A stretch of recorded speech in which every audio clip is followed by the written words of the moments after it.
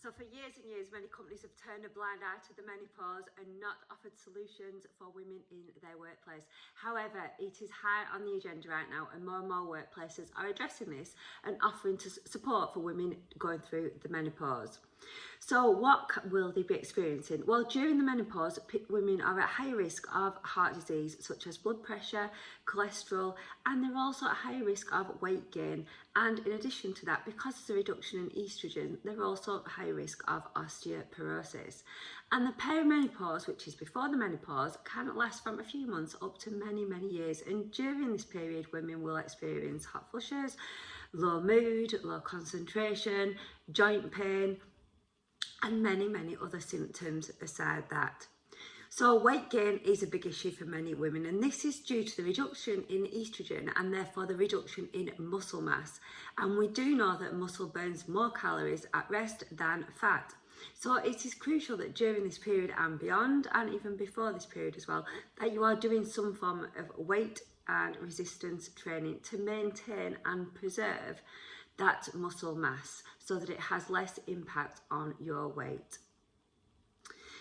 As I said, during this time as well, there's a reduction in estrogen, which also impacts on your bone health. So from the age of 35, our bones slowly start to lose calcium. And when we start to lose the estrogen, this accelerates that reduction in calcium. So therefore, we are more prone to brittle bones and therefore osteoporosis. So what can you do to help? Well, obviously there is HRT available, but you can also make lifestyle interventions. So let's think about your diet. So we all know that calcium is great for your bones, so it's key to have at least 3 portions a day of calcium-rich food. So one portion would be a simple 300 milliliter glass of semi-skimmed milk. However, it doesn't stop there. You need vitamin D to activate that calcium into a usable form in your body. And during the summer months, this is absolutely fine because we can get enough vitamin D from sunlight, and then our skin activates this within our body into a usable form. However, during the months of September through to March, it's a little bit more tricky to get the adequate amount of sunlight that we need. So it is advised that you may take a vitamin D supplement during this time. And this would be 10 micrograms per day. But you can also get vitamin D in food as well. This would include any fortified foods, so often cereals. Milk may not be always fortified in the UK. Often it is in other countries, but not always in the UK. And in shiitake mushrooms and in egg yolks as well. And other things that you might want to consider, we did mention that you're at high risk of heart disease. So as with many diseases, it's always advised that you get lots and lots of fruit and veg, lots and lots of different colours, whole grains and healthy fats as well.